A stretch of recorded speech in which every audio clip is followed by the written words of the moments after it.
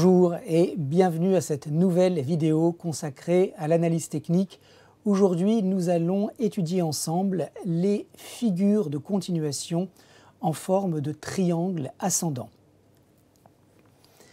Les triangles ascendants sont la plupart du temps des figures géométriques qui suggèrent la continuation de la tendance haussière dans laquelle ils sont insérés.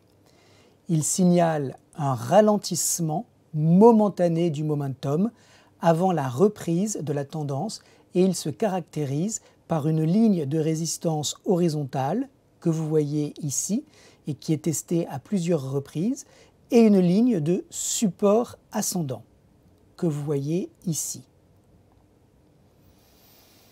Les triangles forment ce que l'on appelle une consolidation haussière. Le support ascendant reflète la pression des intérêts acheteurs, autrement dit leur impatience de revenir sur le marché dans ce contexte de consolidation.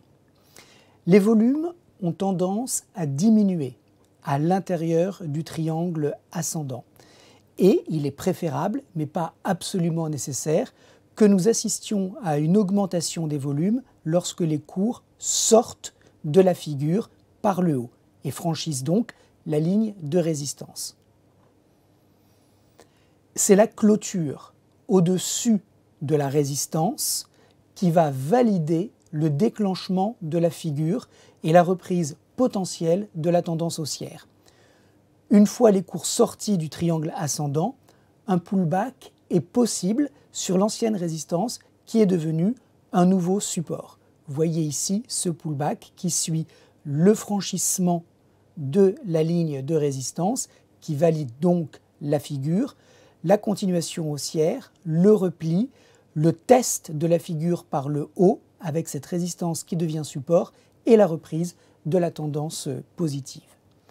L'objectif de prix minimum du triangle ascendant s'obtient en projetant la hauteur de la figure, autrement dit du triangle, à partir du point de franchissement de la ligne de résistance et vous obtenez ici donc l'objectif minimum de ce que peut donner cette reprise du momentum haussier.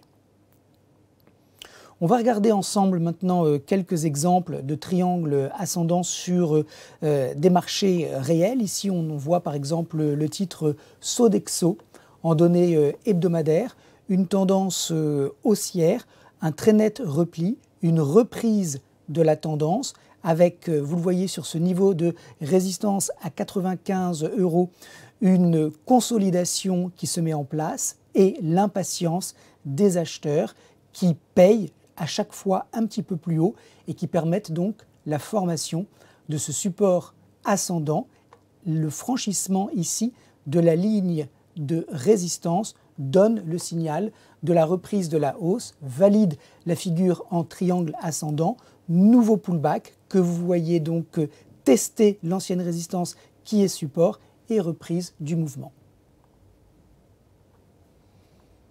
Ici, sur Qualcomm, toujours en données hebdomadaires, une tendance haussière, une figure de consolidation en forme de triangle ascendant caractérisé par des sommets qui se font sur les mêmes niveaux de prix et des supports qui se font sur des niveaux de plus en plus hauts.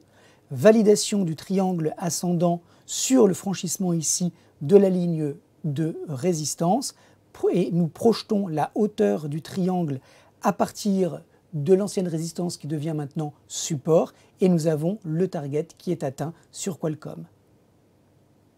Un autre exemple sur le Nikkei où nous avons toujours une tendance haussière puisque le triangle ascendant est une figure de continuation.